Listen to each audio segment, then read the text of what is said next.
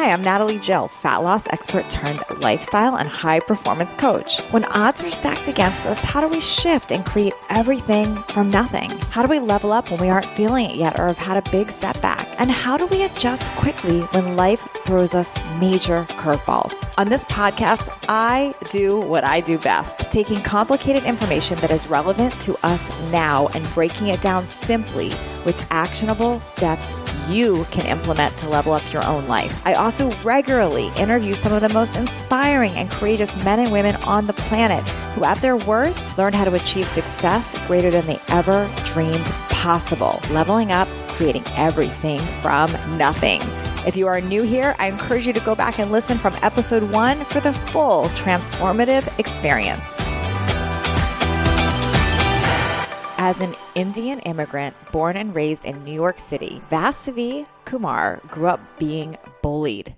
She smoked her first cigarette at age 12, had her first drink at age 14, and when her dad didn't like what she was up to, he pulled her from all she knew and put her in private school. This didn't help. She felt too Indian for schools and friends, and she felt too American for her parents, as she would describe. She said to me that she didn't know who she was. Looking for a way to feel connection and like she fit in, she turned to drugs and alcohol. She connected with others over getting drunk and high. Married at 28, divorced at 32, she was still on a search to feel something. She shared with me that ironically, she always wanted to get high to feel connected, but that when she would end up feeling alone. In a second rock bottom spot after a relapse from her first attempt to sober up and step into a much more powerful version of herself, Vasavi is now clean. Today, she is an international public speaker, licensed therapist, and business strategist with over a decade of experience teaching her clients how to simplify their business and the self-love process. Join in today for a very candid conversation and learn exactly how Vasavi Kumar leveled up and created everything from nothing. I'm excited to talk with you today because you are a 12-stepper. You have battled through addiction twice, but you're also a licensed therapist. And you are clean as of March 2019, again, for the second time. And what is so intriguing to me is that you're somebody that has been giving advice. You help with business strategy. You help people with confidence, with their mindset. You're a licensed therapist. You're all of these things. And all while you've been doing that, you were battling your own addiction in the past. So I'm dying to jump in today, understand how this even happens, and then how you got out of this and why we know that you're committed to staying out of it. There's a lot of people listening today that are going to learn a lot from you today. So thanks for being here. Thank you so much for having me. I absolutely love that question because I think it's the thing that I find not only with my clients, but especially with myself. I had to learn this the hard way is that, especially those of us in the service-based profession who want to help other people, oftentimes we're the last person on the totem pole, right? We are very outwardly focused, wanting to help everyone else, wanting to try to save everyone else. And then it's always us that's just kind of left on the back burner. You asked, how did this kind of begin? And I would say it started way back when I was a kid. I'm a first generation Indian immigrant. My parents came here from India in 1974. My sister and I, we were, born and raised in New York. I know you're an East Coaster. And I'll never forget this. I was actually just sharing this with our mutual friend Allison the other day, but my house growing up was like Grand Central Station. Here's what I mean by that. Or like Penn Station, or just think of a really busy train station. Since my parents were the oldest in their family, and they came over to the U.S., right? So they had this responsibility to cater to everyone when they landed in the U.S. So my house was constantly busy with distant relatives, people I didn't know growing up, and just people in my house all the time. And I remember this one instance, I must have been 4 years old, but they were just these aunties and uncles. We call them aunties and uncles. That's our way of respectfully, referring to our elders, even if they're not our aunts and uncles. I remember asking this one auntie, when are you leaving? Oh, wow. I mean, pretty okay question, right? I'm a kid. I want my parents back because my parents are so busy catering to everyone. I want my house back. I want my bedroom back, right? Because our house was just, all the guests would stay in my sister and I's room, and my sister and I would sleep in our parents' room. So everyone else was comfortable. Mm-hmm. And I remember my mom overheard me saying, when are you leaving? And so she took me into the other room and she slapped me across the face. And my mother said, you never ask anybody when they're leaving. If they're in your house, you let them stay. You don't be rude. And so obviously my mom should not have slapped me. And I know her intention now as a 38-year-old, that her intention was to basically have me have a little bit more grace for guests that came into the house. I would never ask a guest that comes into my house, when are you leaving? But I was asking it as an innocent child. But as a child, how I registered that in my mind was, okay, well, no matter how uncomfortable I am, I have to put up with your shit. You can camp out of my house. You can camp out in my emotional energy force field. You could take up my time. You could take up my space. Basically, there is no ending as to where you begin and where I end. There's no line, right? So I just got to suck it up and take it. And how old were you at this time? Definitely no more than 5. I remember this because I had this really crazy ass bowl haircut. My dad used to cut my hair. I just remember how old I was. It was 4 or 5 years old. So that's really young to have that awareness, because I think a lot of kids at 4 or 5 years old, they say whatever they want. They ask whatever they want, and they don't necessarily get slapped for it. It gets laughed off as it's a kid's question. So you made this connection as a 4 or 5 year old that my comfort doesn't matter. That's exactly right. That's exactly right. My comfort does not matter. My needs do not matter. And I'm very grateful to both my parents, because they, both of them did definitely teach me how to be kind and how to be generous. But they also taught me that there are no limits to how much I give, right? It is there. And, that's their own stuff that they're dealing with, right? Sure. They have guilt that they've left their motherland and left their family. So now they feel this sense of responsibility. It is their job. They are the one. So while they taught me a lot of great things in my life, which, has translated into my relationships and stuff, with both personally and professionally, they did not teach me how to say no. And they did not teach me how to really take care of myself. And so that really goes into the question that you asked me, is where did this come from? It came from a young age where I really thought that it is my job to take care of other people. You also have to understand, my mom, I love her very much. And I feel like I just need to say that, because I'm not into bashing my parents at all. But I will say she's now a retired cardiologist. But my mom was someone that my sister, my dad, and we would just wait for her to have her good mood, right? It was very volatile with her because she did not know how to take care of herself. Right? I was raised to have great work ethic. I was raised to be honest. I was raised to be a go-getter and not let anything stop me. I was not raised or taught how to love myself. So my mother, and father, they did the best they could with what they had, but I definitely had to learn the hard way that in order for me to really help and be of service to other people, I have to put myself first. And honestly, I've learned this most recently, probably in the past year, if I'm going to be completely transparent. So as a kid, your mom's a doctor, so you didn't have, I'm assuming, who was the one that was staying home with you while your parents are working? That's a great question. I usually stayed across the street with my neighbors, or we had a revolving door of babysitters. And at some point, my sister and I just took care of ourselves. So when was your first introduction to drugs and alcohol? Okay, so I will say at 12 years old, I smoked my first cigarette. Okay. And I know that's not a drug, but when you're 12 years old, that's a drug when you're 12 years old. What 12-year-old is smoking cigarettes? I smoked my first cigarette when I was 12 years old. I grew up in a pretty much all white town. We were one of 2 Indian families, and I wasn't really accepted at school. I was bullied. And so all the cool girls, and I say cool with parentheses, with quotation marks, all the cool girls were smoking, and I really wanted to be accepted. So that's when I first smoked my first cigarette. I drank my first drink when I was 14 years old. It was at an Indian party, everyone in the Indian community would get together at fancy hotels. My first drink was a White Russian. It was so yummy at the time. At 14. At 14 years old, yeah. I was at a family party, and the bartender hit on me. It was weird. He was just you're so beautiful. And I just remember, always feeling kind of invisible growing up. And when I got that attention, and we're talking 14, already, going through puberty, and this bartender must have been no more than 28, 29, said to me that I was beautiful. It just hit this part of my brain. I felt noticed. I felt really noticed. And I felt beautiful, and I felt seen. And so when he offered me a White Russian, I said yes, because as long as I could keep getting his attention, why not? Who cares? Yeah. So I must have had about 4 White Russians that night. And And this is a family party. Did your parents know that you were drinking? Could they sense it? Were you hiding it? What was the... that's another great question. And it's funny because you're making me think about these things that I maybe have not thought about in a while, but I will say, I think they knew because we were all sitting in a table of like 12 people. And I sat down on one of my dad's friend's lap. Okay. So I'm a 14-year-old girl, kind of ish, going into like, young adulthood. And I sat on my male friend, right? His friend, his lap.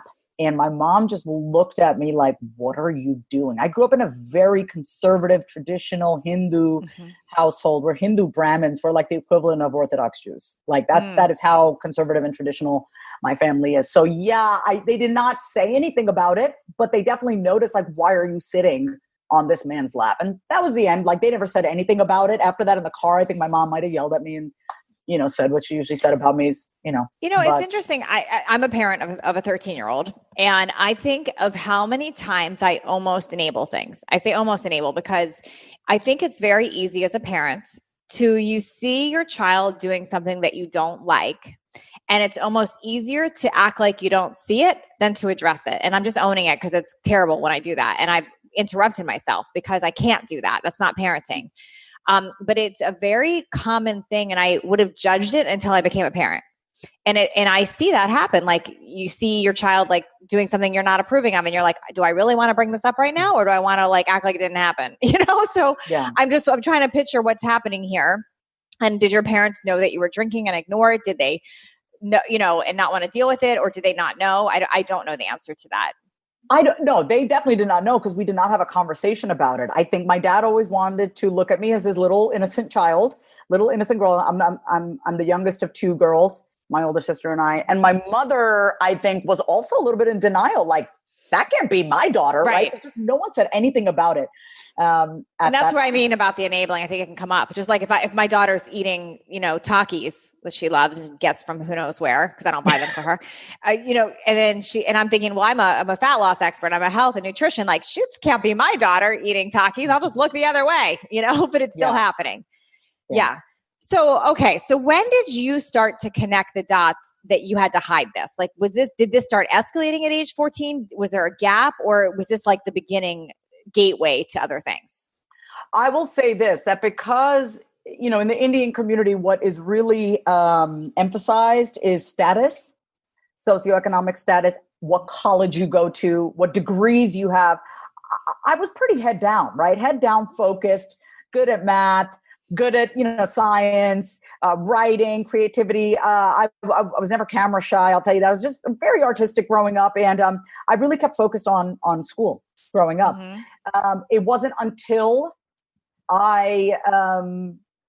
the summer of going into freshman year of college that I actually, started to do some stuff that I should not be doing. Like I was doing ecstasy, like the summer of going into college. Up until that point, like 14 onwards, right? So let's talk about high school. I switched high schools. My dad put me in a private school thinking that would help. And I was like, man, I've been help from what? Help from being what? Because you were already a good student. What was he? Well, it was the company that I was keeping, right? So I was hanging with these like the popular kids at school. I was smoking cigarettes. I was sleeping over houses with no parental supervision. I was still getting pretty good grades because my mom would never let me off the hook school-wise. And so in 9th grade, my dad sent me to private school. I went to a Lutheran high school. And I remember how hard that was because, you go to like kindergarten, elementary, middle, and high school with everyone for the like 18 years, right? I got stripped of that when in my 9th grade, and I went to a private school. And it was really hard. Like that transition for me was really, really hard, but it definitely helped because I kind of got away from that environment.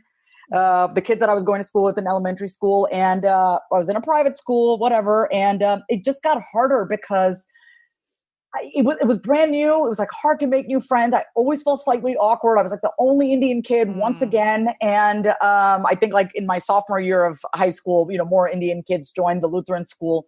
But I do want to say this, and I failed to mention this earlier on. I actually started going to therapy when I was 12 years old.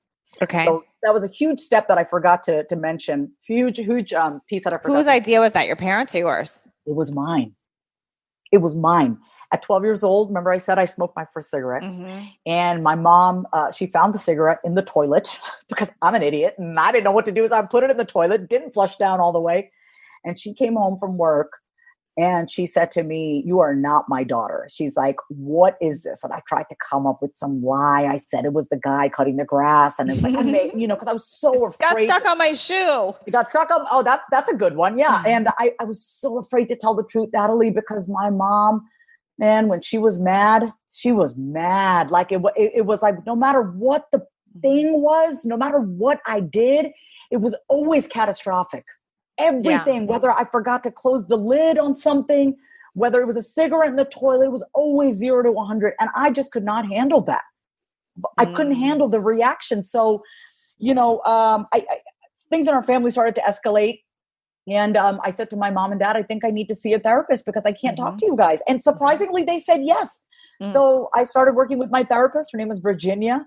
I was with her for 16 years up until I got married. And felt really good to be able to talk to someone who didn't judge me. And I would say at 12 years old, that's really when I started to learn how to talk out loud and process my feelings and not feel ashamed of saying out loud what I was feeling and what I was experiencing. Therapy at that young of an age, what that taught me was it is okay to say how I feel and share how I feel, but I never felt safe enough to talk about it, especially with my mother. I literally had to pay a stranger to listen to me. So you would get this relief at therapy where you could be yourself and share what's happening and what you're feeling, but you'd have to go home and sort of hide it from your family then. Well, here's the thing, right? I was too Indian for the kids at school and I was too American for my parents. I never really quite fit in, right? Because I grew up in a conservative household. So listening to, oh my God, do you remember Shoop by Salt and Pepper?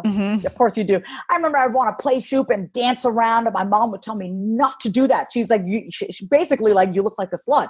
That's basically what she would say to me. She's like, you look like a slut dancing like that. So at like 14, 15 years old, right, wanting to dance, I immediately felt ashamed of my body, right? Can't dance around, can't wiggle my hips because now I'm a slut, right? So it's like very, like I'm neither here nor there. I'm too white for my parents. I'm too brown for the kids at school. I'm too slutty if I want to dance. I'm just too. So then who am I? Wow. Right? Okay. Yeah. So is this when you became a freshman in college, and you said you were escaping and doing ecstasy, and that's when things started, do you think why? Like did you feel at home doing that? What was coming up for you that you were turning? And I'm asking this question because a lot of people listening that they're thinking of their kids or their spouse or somebody else, but they've never done drugs or they're not relating. And I want to help them understand too, like what was the attraction to that? I was looking for people to accept me as I was. And oftentimes what I was most attracted to were people who also didn't feel accepted at home and with their parents. And so because we're young, right? 18 is still young. I know in America, you're an adult when you're 18. You don't know jack shit when you're 18, first of all. Okay. But at 18, I did not know how to regulate my emotions. I did not know how to build my own self-esteem. That should have been done when I was a kid to feel good about myself. And because I did not know how to handle my darkness and my feelings, I gravitated towards drugs and alcohol. And I gravitate towards people who were also going through the same wounds and feelings of brokenness and feelings of not being accepted in their family of origin. And so I always attracted people who, we were kind of, rough around the edges, didn't know how to handle our emotions. So we got drunk together, got high together, party together. And that was really when it all started. Like it all just started. And then especially I was very sheltered in high school, right? I was not allowed to do anything like Sweet 16s, not allowed to go to, wasn't allowed to go to these social gatherings. So when I went to college, I went buck wild. I went to Boston University for 2 years. Then I eventually had to transfer back home because it did catch up to me, all the partying. But in those 2 years, I mean, I think my GPA was like a 2.2. Like it was a 2.2. Which was low for you because you were always a good student. I'm a 4.0 kind of girl. I am a 4.0 kind of girl because I've always achieved very highly, always seeking after things to make me look good on paper. But I want to share something really poignant that happened sophomore year of college. I was in a psychology class. And at that point I was smoking weed every morning before my management classes. I was in the School of Business. You literally smoke weed before your class. Wow. Take some bong hits. Yeah, take some bong hits. And I lost my virginity in February of my sophomore year of college under the influence. And I probably went on this escapade of sleeping with 7 men in a matter of 3 weeks. And I was taking all unprotected, all under the influence. And I was taking a psychology class, and the topic was on mood disorders. Mm-hmm. And I looked up, and I passed that exam because if there's one thing that I have always studied, has been the nature of my mind and why our mind tells us things and the conflict within our mind. I was always very enamored by my mind because all the thoughts in my head and the voices in my head felt so real. And when I say voices in my head, just that dialogue that we're always having. And so I self-diagnosed myself as bipolar. And it made natural sense for me. It was like, oh, I have all these symptoms. I'm hypersexual. I have no need for sleep. I'm shopping excessively. I talk really fast. I have pressured speech. I have grandiose thinking. I mean, I was a classic case. And so sophomore year of college, I called my mother and I said, I think I have bipolar disorder. And my mother said to me so quietly, she said it in the most quiet way. It was like not even my mother. She said to me, I think you need to come home. And I didn't argue with her because I knew that if I kept up like this with the partying and the sex and the drinking and, I wasn't going to graduate and it was just going to get worse. And I was truly, truly helpless. And that was the first time I think I had ever listened to my mother without a single argument. It's like she knew, she just sensed it and it got right through to you. Did you, when you figured out, when you thought I have bipolar, I got to stop, I've got to change. Did you know the connection with the drugs yet? Did you know that was an escape? What did you look at that as? It's so funny. You ask such good questions, by the way. But when I looked at all the symptoms, I just looked at the symptoms of my bipolar. I was like, oh, I'm just bad. Like these are just behaviors that I have. I never thought to ask myself, what is the root of the problem? But that's a great question. So I just looked at the symptoms. I was like, well, I'm doing this, and therefore I have a problem. So when I transferred back home to Long Island, first thing my mother did was take me to the fanciest psychiatrist on Lexington Avenue. Mm-hmm. And he gave me the mood disorder test. I passed with flying colors. And he said to my mother, your daughter's very intelligent. She diagnosed herself right. And like, most Western medicine doctors, they put me on a cocktail of medication, lithium, Topamax, Risperdal, Depakote. Oh my gosh. All at one time? All at one time. And I would just remember my parents were so happy because they're like, you're going to get better now because you're on all these meds. I gained 45 pounds within a matter of probably 4 months because my appetite was insatiable. I would I remember coming home and I was at school at Hofstra University on Long Island. I'd come home to eat lunch and I would eat triple the amount than what I actually needed. But I was so numb. Like I was literally like it was like a horse tranquilizer. I felt like I was being tranquilized. Mm-hmm. And really. And were you taking any of the street drugs when you were doing this, or did that all stop when you came home? What a great question. Again, the day that I got diagnosed, I went over to my friend's house and I did an 8-ball of cocaine. Wow. Because the first thing that my mother said to me after I got diagnosed and we're on the street, we're on Lexington Avenue, she looked at me and she said, don't tell anyone that you've gotten diagnosed. Don't tell anyone about the bipolar disorder. So then we went to Penn Station. So more of the story plays out of having to hide who you are. Hide who you are. There's a lot of shame. People are going to judge you. Mm-hmm. Do not tell anyone that you have this label.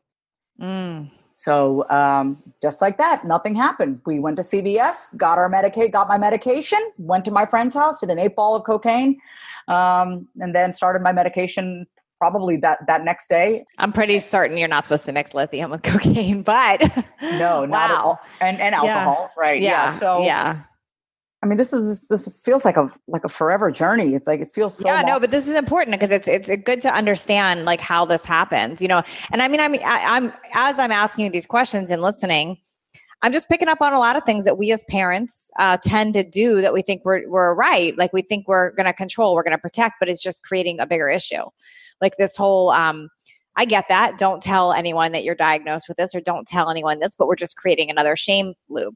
Or I'm going to pull you away from everyone you know and put you in private school. We're creating a bigger disconnection. Like all these little things that we as parents do to think we're helping our child is just control. And there's a reaction to that. I want to say this with the utmost respect to your audience who are parents and maybe struggling with this. When I was diagnosed, I was labeled as the black sheep and the sick one in the family. And I remember my parents never went to any support groups, and they never read about how to deal with a child who has bipolar disorder. And it actually, I'm like emotion. I have some emotion around talking about this right now, because I just remember when I would be in a bad mood or I'd be upset, my mom would say, "Did you take your medication?" Oh, wow. Yeah. Or she would like have a tone with me or be kind of cold with me, would make me sad. And instead of looking at how she was behaving, it was, "Vasavi, did you take your meds today? Did you take your meds today?" And they never went to any support groups. They never read any books. But I would say that being diagnosed with a so-called mental illness was the greatest gift that could have ever happened to me, because me being the curious Georgette that I am, I went to Barnes and Noble probably that weekend, and I got every single book on bipolar disorder that I probably could, so I could really understand my mind. Because I understand. Yeah. That I love that. I certainly I don't have bipolar, but I was diagnosed with ADHD as a kid.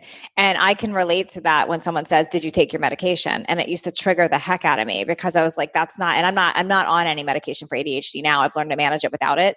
But when I was taking it, that would drive me crazy, because it was like, what, like, it felt like this wound that was just kept getting opened back up.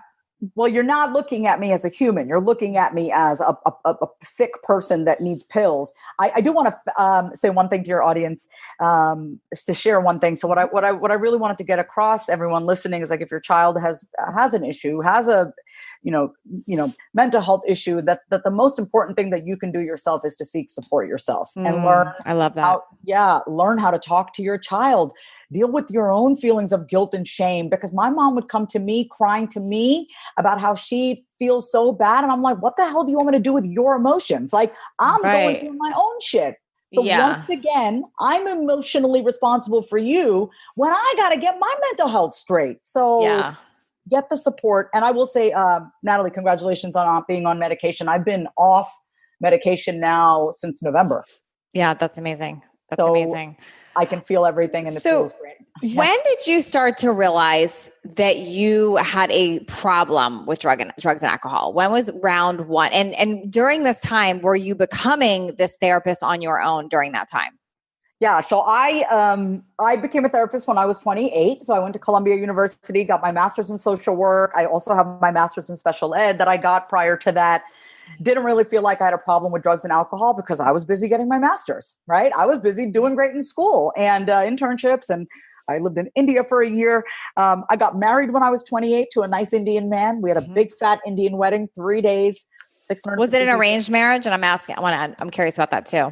No, it was not an arranged marriage. When I transferred home to Hofstra University, he owned the convenience store across the street from my home. Wow. I asked him out on a date. Oh, okay. It was very, I'd always pick men in the oddest of places, and I always felt the need to pursue them, which I no longer do. But yeah, we got married. I did not yet feel that I had a problem with drugs and alcohol. My issue with drugs and alcohol, I'm going to fast forward for the sake of time, was after I got divorced. So I got married when I was 28, and I got divorced when I was 32, like right before I turned 32. And I immediately fell into a rebound relationship because I probably took some stupid person's advice that said the best way to get over someone is to get under someone. And I did that.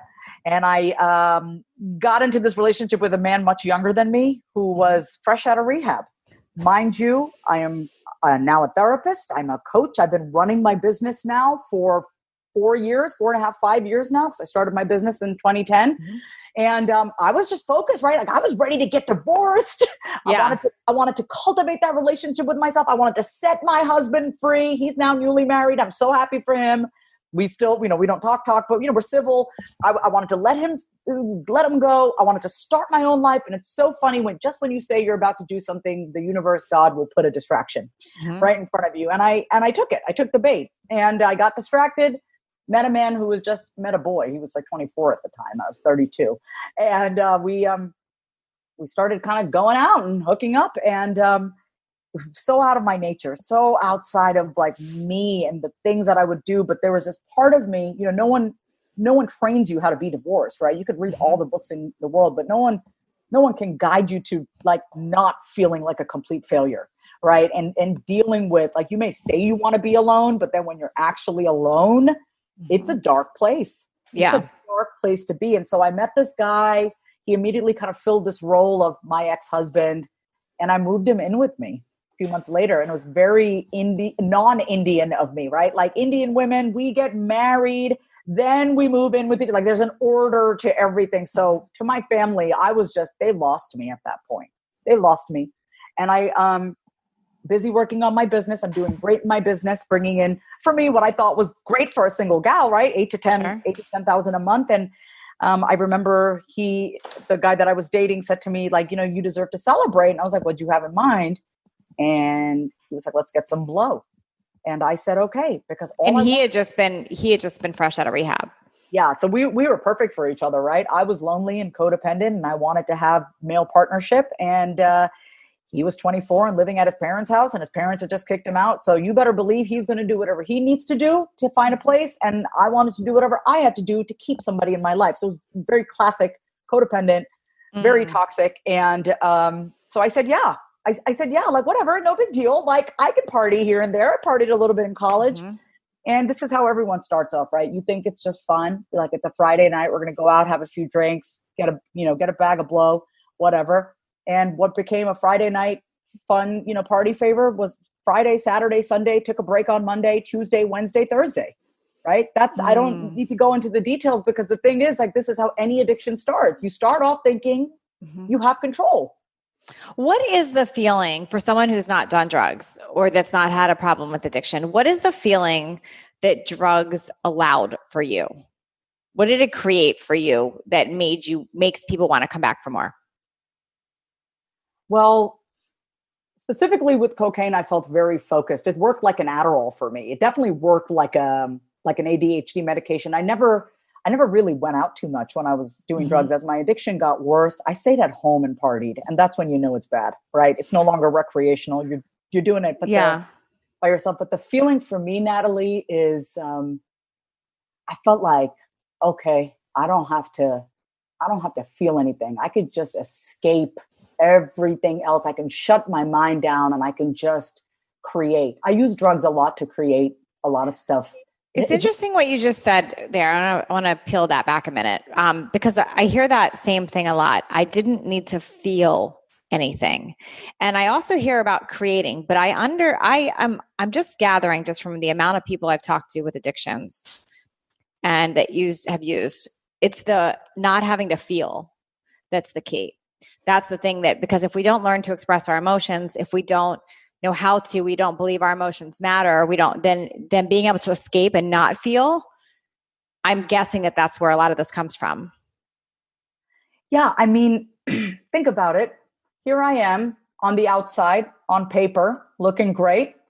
I've been on television multiple times. I've done live television, reality television. I have clients paying me out the ass to work with me. I drive a fancy BMW. I'm in a nice house. Everything is great on the outside. Yet when I'm all by myself, I feel worthless. And there is a God-sized hole inside of me that no matter how much I did, how much I earned, how much everyone else praised me, it was never enough. I was an empty shell. I mean, 1000% empty shell. Interesting. And so the drugs just kind of took away that feeling. When you drink, I don't have to think so much when I'm drinking.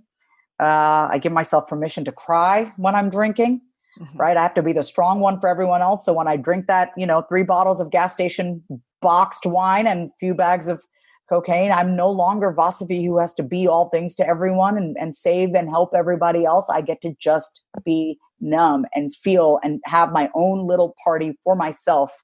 And I will say this, and I want everyone to hear this as someone, I have owned this. When you are in an addiction, it's a very selfish disease. And I say that as someone who has who owns the fact that in her addiction, the only thing I cared about was, when am I going to get high? When am I going to get to party? When am I going to be able to run away from everybody else? My phone would be off when I was drunk and getting messed up. I didn't want to have anything to do with anyone else. I wanted to, it's so funny, I wanted to disconnect from everybody else.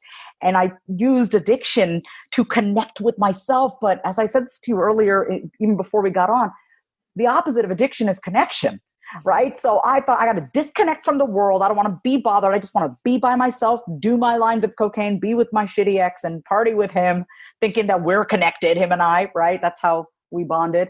But ultimately, it's just one big disconnection. And I used drugs and alcohol to connect with myself. Wow, it's powerful. Okay, so how did you get out of this addiction? How did you escape it? And then you had a setback with it. So I'm curious how that happened. Yeah. So I went to rehab for what brought you to rehab? First of all, how did that happen? What brought me to rehab? So I went to rehab October 2017. I think the thing that definitely was the turning point in September, I got pregnant, September of 2017.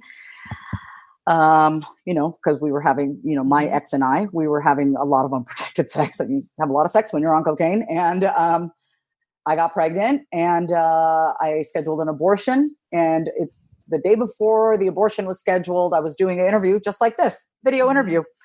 And during the interview, I had a miscarriage. So here I am talking to you on video. And I know people can't see that. And all of a sudden I feel myself I know it's not my period. Right. And I'm like, oh shit. So I had a miscarriage. I had the miscarriage. And that evening when I had my miscarriage, I ended up doing a lot of drugs to deal with how shitty I felt, that I know that I caused that miscarriage. Because what anything can last in you in the early stages when you're getting drunk and using drugs. Like I assumed a lot of responsibility for that. I definitely did. And I punished myself and I didn't want to feel that feeling because I pride myself on being someone who's very responsible. And I knew I did that. I knew I did that. So that's what really triggered it. So got really messed up that night. And in my stupor, I called my dad up the next day and I was just like, I had a miscarriage. And I told my family everything. And, they didn't say anything yet. They were just like, okay. And I was like, I'm fine. I'm okay. Like, just, no one, my family's on the East Coast. I'm in Austin. Right. So there's that physical distance. But eventually, so just literally less than a month later, still using drugs, obviously 6 days a week. Money was running low. It happens when you're somebody's sugar mama and you have a pretty big drug habit. And it was like 4 a.m. in the morning. I was extremely high and I heard this voice in my head, which I want to believe was the voice of God. And I heard this voice that said, call your sister, text your sister. That's what it said, text your sister. So I texted her around 4 a.m. my time, Central Time. And I just said to her, I need you to come here. That's all I wrote to her. And so 2 days later, her and my aunt, my favorite aunt in the world, they came to Austin and helped me pack up and flew me back to Philly. What's so crazy? Of every interview I've done on addiction, every single one, not one person has not said what you just said, that they had a voice in their head. Something came and spoke to them, whether they said it was God or spirit or their higher self or a voice in their head. Every single person has said that. Like in their rock bottom moment, that's what they heard. I think I have tears in my eyes. And I think the thing that why it brings about so much emotion is because, Natalie, I would say like my rock bottom wasn't when I had to go to rehab. My rock bottom was literally maybe a few weeks before. I remember I was by myself in my apartment. I had my boxed gas station wine, Franzia. I still remember the stupid brand. And I snorted a big old line of cocaine. And I remember saying out loud, well, I guess this is just going to be my life forever. I remember saying that. And I was hoping to hear that voice of God or my higher power that was like, no, Vasavi, you're going to get through this. But I heard nothing. And maybe you hadn't asked then though. Maybe I had. Yeah. It sounds like you had asked when you had the voice to call your sister. I didn't have that voice, but that was the scariest moment for me because it's like usually when I called out to God, I always heard something back. But in that moment, I didn't hear anything. So you better believe when I heard that voice that said, text your sister, I listened and my sister came because that's my sister. Wow. And, so checked into rehab until 2017. Wow. And when you went to rehab, they took you through 12-step? Yeah. I mean, we had meetings every single day, groups every single day, one-on-one counseling, had a sponsor, worked through all the steps. Like admitting that I was powerless was really the hardest thing for me because I'm someone that likes to keep it all together, right? I'm Vasavi Kumar of VasaviKumar.com. I've been on VH1. Look at me. Blah. And just me to admit that I'm powerless, that was very humbling. That's amazing. Yeah. So what was the setback after that? Because what happened and what got you there is miraculous, right? And then you have this awareness that you were powerless. You go through the program. Why did that not stick? What made you go backwards again with that? This is a great question. And I think everyone needs to write notes for themselves. Okay. Here. Is that oftentimes when we get healthy and we get better, we want to go back to the people that were sick and try to save them along with us. But actually, yes, we should just be focused on our damn selves. Wow. Say that again for the people in the back, because that's huge. Oftentimes when we get healthy and we start to work on ourselves and get better, we want to go back to the people who were sick and got us, the people that we surround ourselves with and drag them along with us. We want to save them too.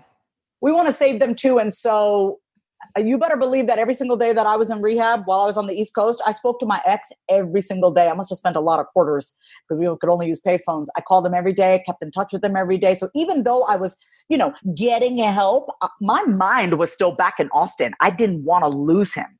So when I came back to Austin after rehab, residential rehab, I stayed in sober living and him and I got back together. He was using drugs. He was smoking weed or whatever. I don't know. But I was 7 months sober. So May of 2018, I was 7 months sober. He broke up with me on May 13th. I remember the dates so clearly. May 13th, 2018, he broke up with me. It was also the day that I went skydiving for my birthday. My birthday's on the 18th though. He broke up with me. So what goes up must come down. And he broke up with me. And I said to myself, it's going to get better. It'll be fine. He'll come back around. It didn't. And I couldn't hold on any longer. I was white knuckle gripping it. And I'd essentially made him my God. That's the problem is we place people, places, and things above our higher power. And I relapsed May 30th. May 30th, 2018. It was like, did you know when you were relapsing that you were relapsing, or what goes through your mind? Was it that I've got it together, I can just do this one time? Or did you know you're blowing it? Or what was a conversation you were having with yourself around it? That's oh my God. I remember the day that I relapsed, I literally ignored any sort of voice of reason. And all I knew was this hurts. I hadn't eaten. I lost like about 25 pounds. I just knew this hurt so much. So I called up one of my friends and I said to him, we got a party tonight. He's like, are you sure? I was like, yeah, don't argue with me. I'm buying. I said, I'm buying. I'm getting everything. And Natalie, I will never forget. We dump out the cocaine in front of me. There's like a little bit of a battle in my head. I'm like, should I not? And it was just whoosh, like, holy moly. Yeah, just, that's it. Just, gosh. Yeah. So if you're listening right now and you are sober, the lesson that I'm hearing is you do not talk with your non-sober friends anymore, period. End of story. You can't. And stop. And please, and if there's the number one thing that I can say is that this is going to sound heartless. Please avoid. You do not need to experiment and bring back the people, places, and things in your life that got you here in the first place. No, if they are not working on themselves, they do not have a relationship with God or themselves or a higher power. They are not in any shape or form equipped to be in your circle. Your access to your energy is a privilege. So you got it. Like, do not be one of those people. And I do not mean to sound preachy, but I have to say this because I know that I'm sober by the grace of God and my job is to help other people not make the same mistakes as me. But by you inviting those people back into your life, you're literally one step away from relapsing, especially if you're feeling vulnerable, right? Could I hang out with somebody now, a year and almost 4 months in, who drinks? Yes. Could I? Yes. Do I? No, I don't, because I have chosen. I do not want to associate with people who feel the need to alter the state of their mind, right? You want to go get drunk on your turn, go for it. But when you're with me, you get 100% Vasavi. I deserve the same. So it's amazing. Preach it. That's so powerful right there. And I hope that people are listening because this is just too big of a pattern that I've heard. And when everyone I've heard has relapsed, it's that same story because they went back to old places, old people, things that reminded them of what it was during then. And it's just too much of it. It's too easy to get sucked back in. It's too easy. It's too tempting. And for you to like, why experiment, right? So I say, play the tape out. You already know what's going to happen. And here's the thing. If you've been working your program, if you feel great emotionally, mentally, spiritually, first of all, you're not going to have a reason to go back to old people, places, and things. Because if you're feeling that good about yourself, the only time you actually feel the need to go back to the old is when you feel like shit. And that is a huge light bulb. Like, if you feel tempted to like, let me reach out to that ex, let me reach out with that girlfriend of mine or that guy friend that, I know they can score some of this. You're not feeling good, because if you're feeling great, you're taking care of yourself on all levels. Why would you ever need to go back to them? So, you know what's so interesting as I'm listening to you? This really actually applies not just to addiction, it's to everything. I mean, I think about and I know it's a whole different subject, but I think about people with weight loss, like helping how I've helped people with obesity. They have to change their habits, change their friends, change their thoughts, change their actions. The second they start hanging around the people that got them overweight in the first place, they start getting back into that habit. Same with money. I see it all the time. You're the sum of who you hang around. If you're always broke and all your friends are broke, and now you find a way to actually create income and do all this stuff, as soon as you go back to the friends that don't have money, you get sucked back into that. It's like, I see this with everything. I always say to people, listen, when you hear my story, don't get so caught up with the details. Look at the bigger picture. And what it really boils down to is do you. Do what's going to make you feel good. Anybody else that's a distraction and who is not on your same level of thinking, you do not need them in your life. I'm not asking you to be jerky. I'm not asking you to be mean. You don't have to be like, I hate you, but it's just, you have to be able to distinguish where you are, where you're going, and do these external forces, people, places, and things, do they actually add value to your life? Love it. That's a very hard pill to swallow, and very hard for people like me, like other addicts and alcoholics that I know who were raised to be emotionally responsible, empaths, highly sensitive. We feel bad. We feel like we're assholes. You know I have felt so guilty and mean for having to have boundaries, but I realized having boundaries is not just a cool, catchy phrase, Natalie. For people like me and for human beings in general, boundaries is life or death. Yes, I'm 100% with you. I love this. Okay, so you get completely sober a second time, a little over a year ago. Mm-hmm. Why? What was different the second time around, and what are your non-negotiables now? That's a great question. I think the reason why it stuck this time is because I chose to go to rehab. I chose, rather than my family, my mom blowing me up on FaceTime, crying to me. I was like, screw all of this. The second time that I went, I chose. I ended up having to go back to rehab. I had a fancy schmancy television job as a morning show co-host in Austin. I had gotten let go 6 months later. And I felt crappy because, that blingy job that I thought was going to make me feel good and get sober didn't, and it was no longer. So I went back to drugs and alcohol for about 10 days, got back with my ex, that ex. And my mom knew because I called her at 4 a.m. and she's like, why the hell are you up? And she called me up. It was on March 26th.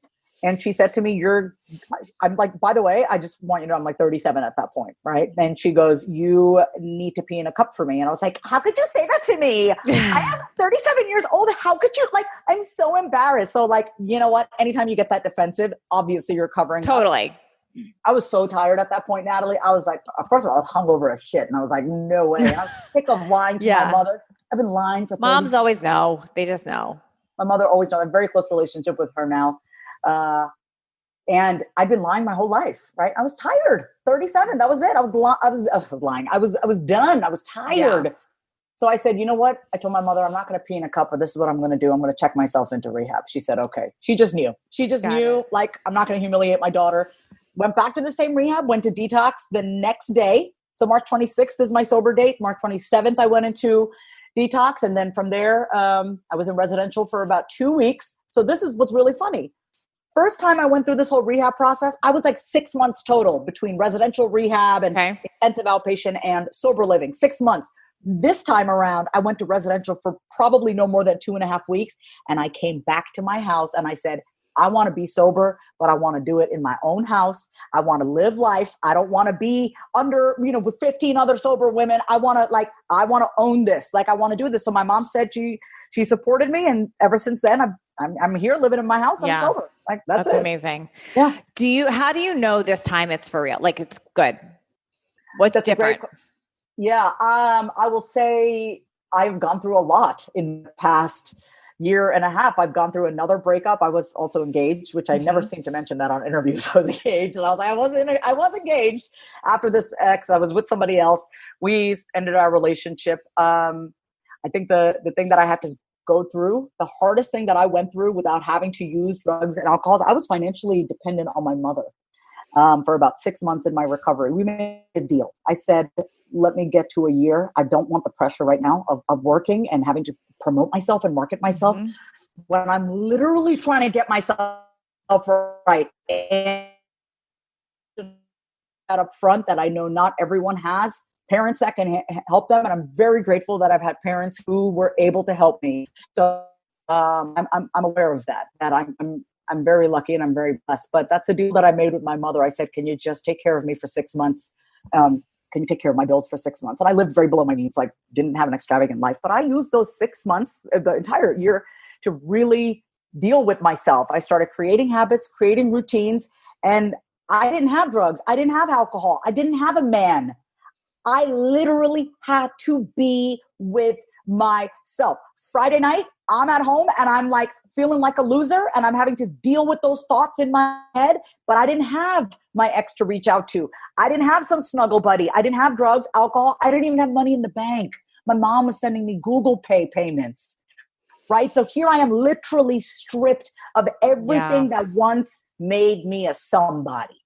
And I felt like a nobody. And I got through that. But you had to feel it. It sounds like you had to go through the feelings, and that's the key. I had to go through feeling like a nobody. And then that forced me to have to reach to something bigger than me, which is my relationship to God. Wow. That's amazing. Okay. Couple final questions for you, because these are I could talk to you all day, but I want to wrap up here. So what are you committed to now? And what is your non-negotiables? That's a great question. I'm committed to surrendering to God each and every day.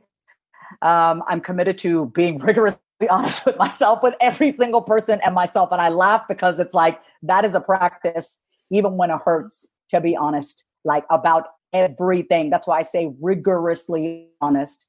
Mm-hmm. I'm committed to rigorous honesty. I'm committed to my relationship to God.